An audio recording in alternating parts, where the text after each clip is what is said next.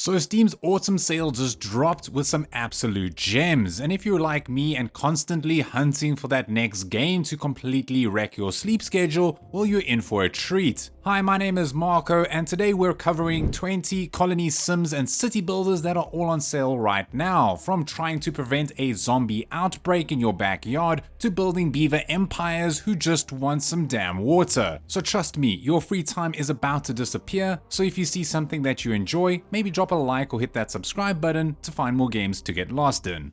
So in no particular order, first up is a game that does not get enough love. It's Ostriv. This hidden gem of the city building scene is still in early access, but still worth checking out. Set in 18th century Ukraine, this calm and relaxing city builder puts you in charge of developing a small town with a level of realism that helps set it apart. Like if you're a fan of Manor Lords with its gridless organic building, then you will love this. And it also gives me a similar vibe to it because it just lets you place homes and gardens naturally instead of snapping everything to a rigid system. The charm also comes with its attention to detail. Food has different nutritional values, trade and export feels surprisingly deep, and little touches like being unable to fish in winter when the lakes freeze over, making survival challenging without being punishing. It's slow, immersive, and peaceful in a way that's rare in the genre. And while the full release is still on the horizon, Ostriv already earns a spot as a must-play for fans of laid-back, realistic city builders. Then if you're looking for a city builder where it feels like you're living on the edge,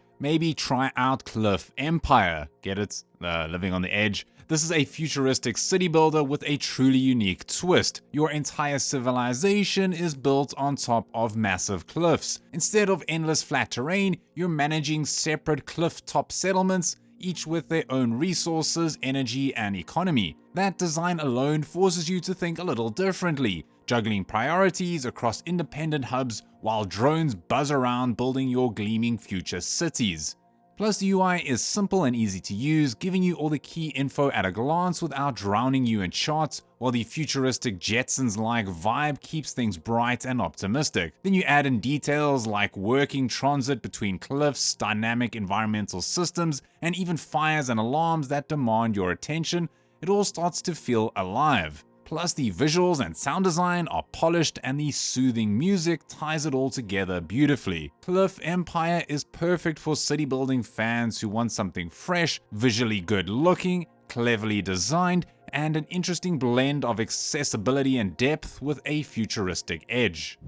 Then for another game for my banished lovers out there, Of Life and Land is a deceptively chill looking city builder that quickly becomes a hardcore survival sim. On the surface, it's all about guiding your little villagers to build homes, farms, and trade routes, but underneath, it's a beast of a nature simulation that makes you wrestle things like groundwater, droughts, pollution, wildlife, and even some brutal winters. One cool aspect is how alive the world feels. Every biome plays differently, forcing you to rethink your strategy when you move from a scorching desert to a frozen mountain. Plus, it'll make you think a lot, like deciding whether to expand into thriving towns or lean into smaller mining outposts to feed your capital. And when it all comes together, watching your people thrive against the odds, it feels really good. Sure, the menus can be a bit clunky and scaling can get tedious, and the learning curve might scare off some people, but the depth is worth it. If you want a survival-focused builder where conquering nature is the real endgame,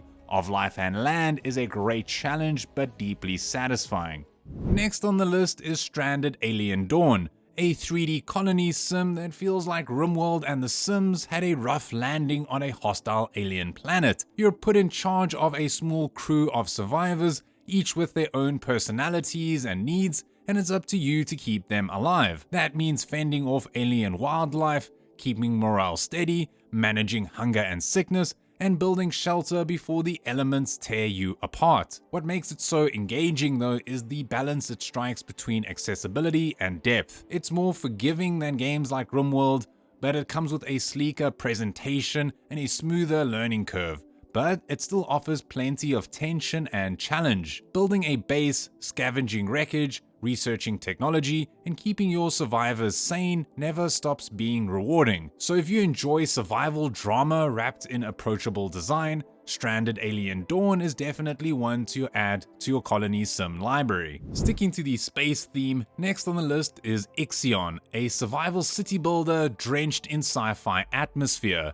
You play as the administrator of the Tiquan, a massive space station tasked with ferrying humanity to safety after Earth collapses. It sounds straightforward, but the moment you take the controls, everything starts falling apart. You'll need to juggle food shortages, failing infrastructure, sector-wide maintenance, and a restless population on the verge of mutiny, all while exploring the cold emptiness of space. What makes IXION stand out though is its atmosphere. The soundtrack alone is phenomenal. It's haunting and powerful enough to make even routine station management feel cinematic. Then you add in strong voice acting and a narrative that keeps ramping up the tension, and you've got a city builder that feels as much like a story as a strategy game. Challenging, punishing, and rewarding, IXION is a must-play for fans of sci-fi city builders who crave high stakes and intensity. Coming back down to Earth, next on the list is Sapiens, a prehistoric to medieval colony sim that wants you to guide humanity from mammoth hunts and mud huts all the way to castles and steel swords. The game starts simple. You pick a procedurally generated plot of land from a world map that is massive. Then you need to send your little tribe out to hunt, gather, farm, and research. Over time, you'll slowly unlock technology and casually advance your civilization forward a few thousand years. The building system is both flexible and intuitive, letting you shape villages however you like, while tribe management has a hint of guard game flavor as you oversee skills, priorities, and growth. Even better, or maybe worse, Sapiens supports co-op, making it one of the few colony sims out there where you can build civilizations together rather than trying to sabotage each other. It's still in early access and might come with a few bugs here and there, but if you enjoy long-term progression and patient world building, Sapiens is worth checking out.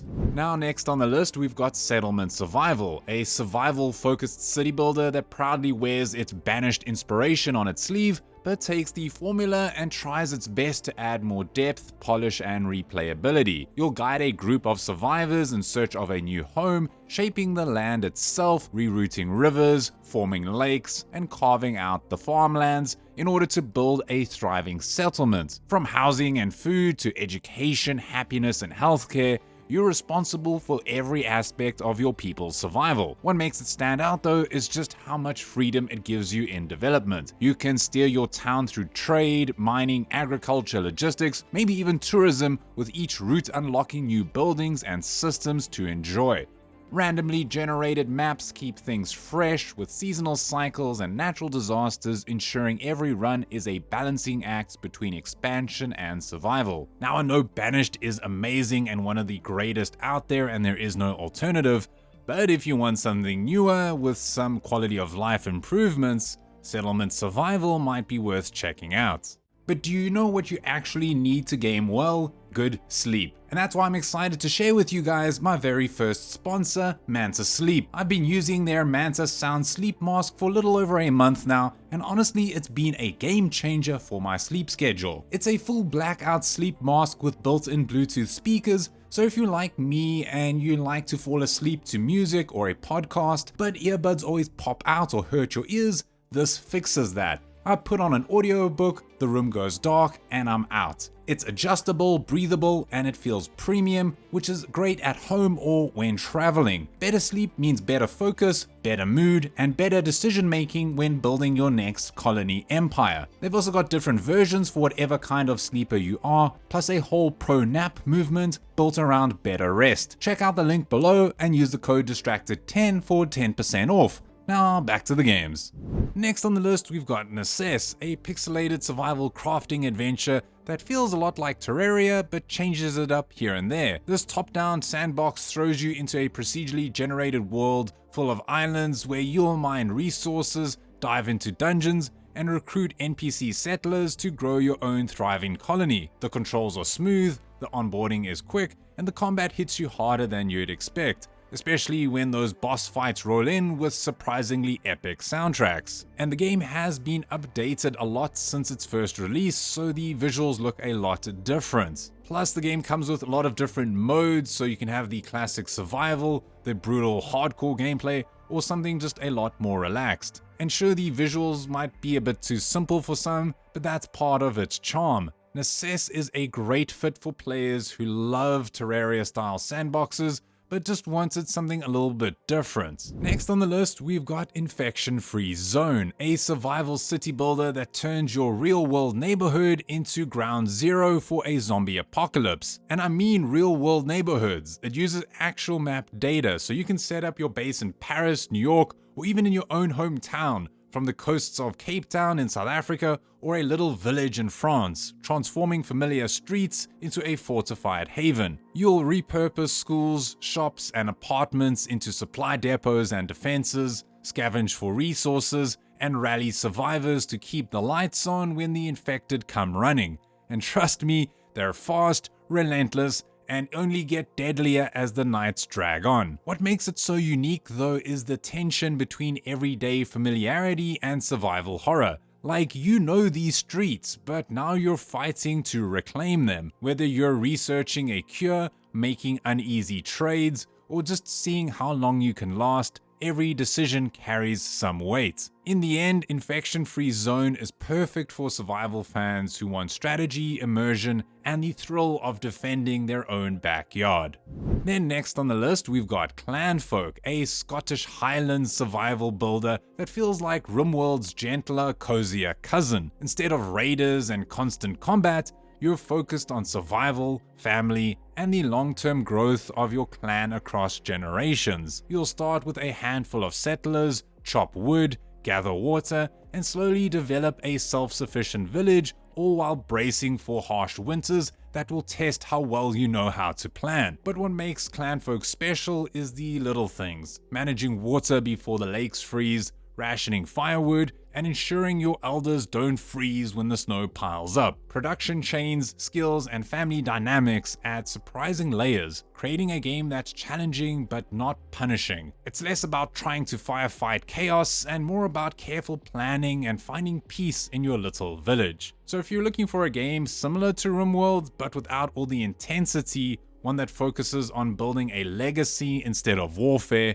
Clanfolk might just be for you.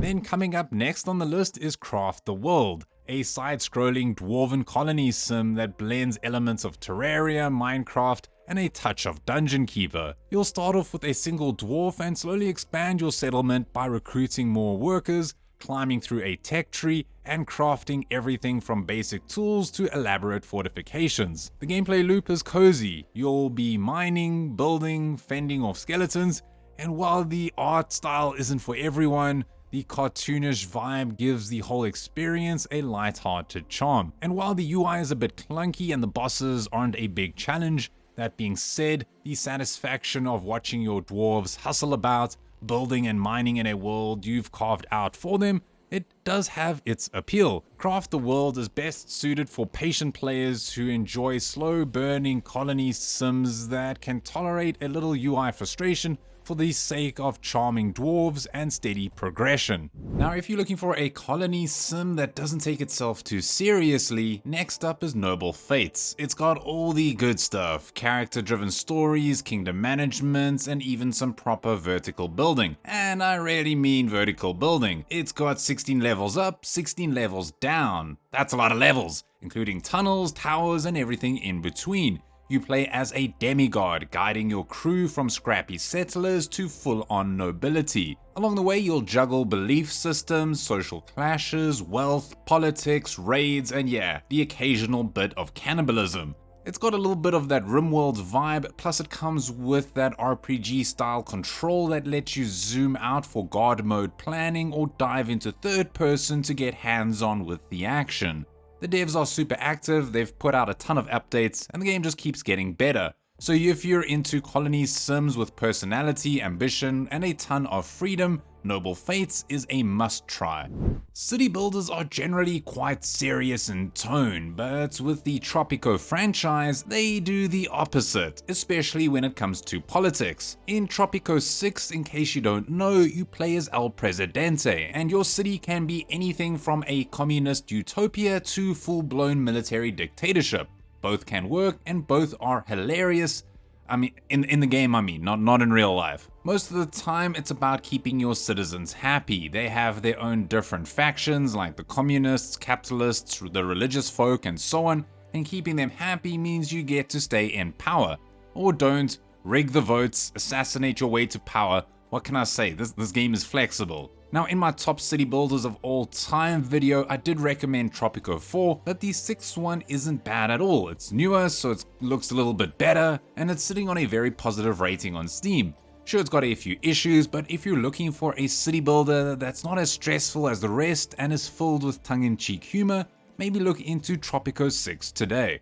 Oh look everyone, he's talking about Anno 1800. Boring. Yes, I know, shocking to have one of the most popular city building / tycoon games of all time here. What's next? City Skylines? Well hey, some people might have never played this, so this one's for you, Steve. In case you don't know, this game will drag you into the chaos of the Industrial Revolution. My favorite revolution, agricultural obviously being my worst. In 1800, you'll need to manage sprawling production chains, intricate trade systems, and the satisfaction of watching your tiny farmless hamlet explode into a thriving industrial empire. The game nails this setting with lush islands, busy docks, and the grit and glamour of the era. And even though the next Anno game is just around the corner, for those on a budget, now might be the best time to check Anno 1800 out.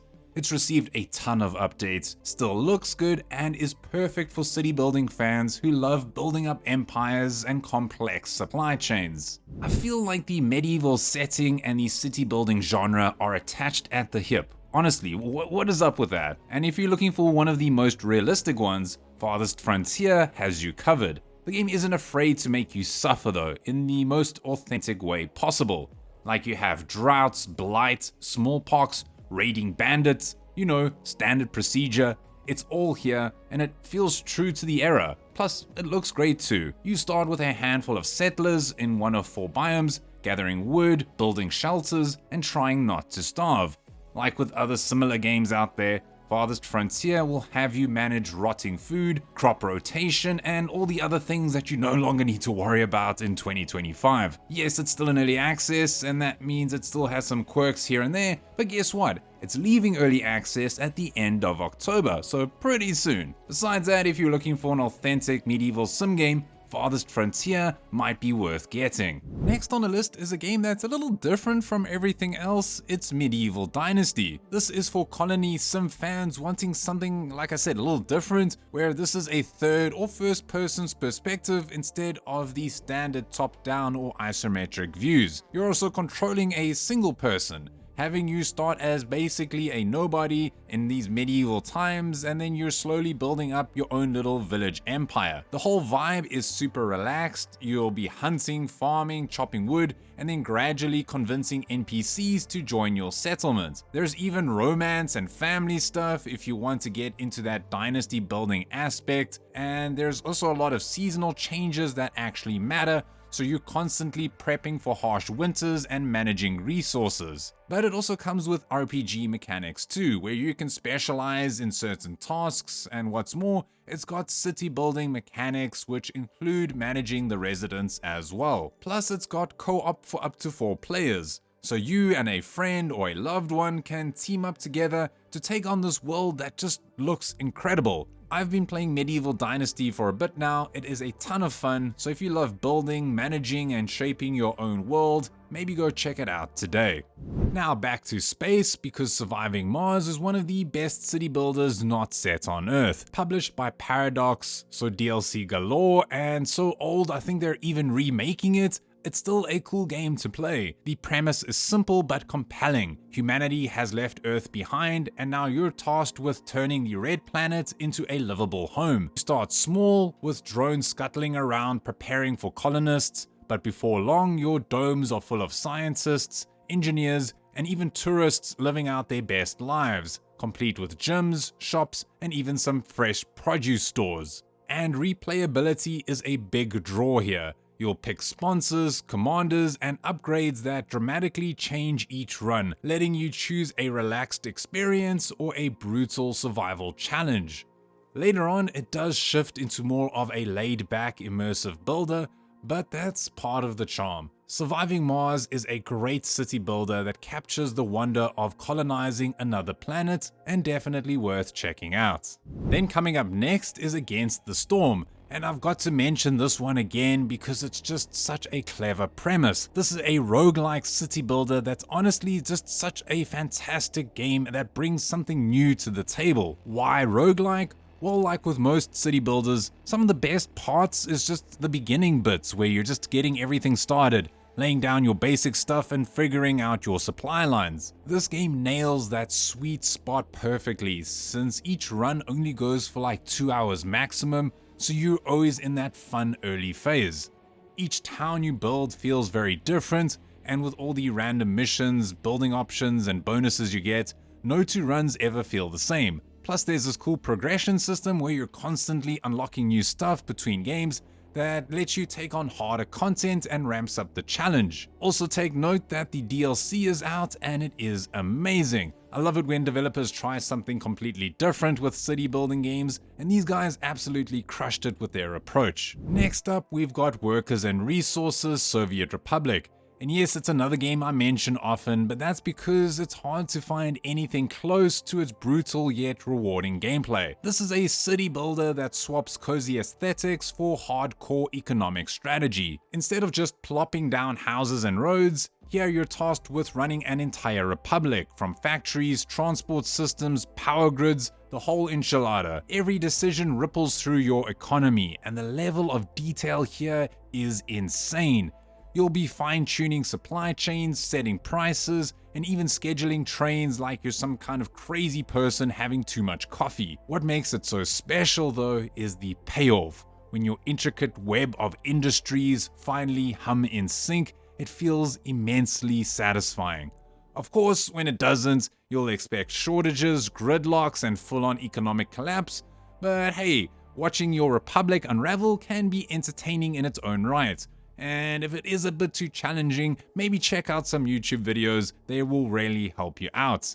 The Soviet era theme gives it a distinct flavor, adding a unique layer of grit and authenticity. Workers and Resources Soviet Republic is ideal for city building fans who crave depth, complexity, and the thrill of taming a chaotic economy from the ground up. And then finally, we've got Timberborn, the post-apocalyptic city builder where humanity's gone and the beavers are now running the show. These aren't your average dam builders though. They're lumberpunk beavers split into two factions. You've got the nature-loving folktales or the industrial iron teeth. Each have their own style, but either way, your job is to create a thriving colony in a world that swings between drought and toxic disasters. Now I was going to leave it out, but since I've been putting so many hours into it recently, like I might even do a review on it soon, I decided to put it back in. I always wanted to expand, try to get to the other parts of the map that seem inaccessible, but with more technology and well-built structures, it keeps you coming back for more. And with the water features,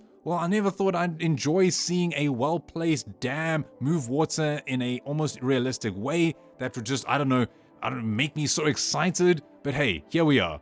To me, Timberborn is for players who love survival city builders that force you to come up with unique strategies to keep your town alive, and it's very satisfying, and with the added charm, it makes it even more fun to play. But that wraps up today's video. Will you be buying any of these? And as always, drop a comment of your favorite city builder or colony sim down below so you can help others find good ones to play. And if you enjoyed this video, maybe leave a like or even subscribe. But other than that, it's Marco here from Easily Distracted Games, and as always, don't stop gaming.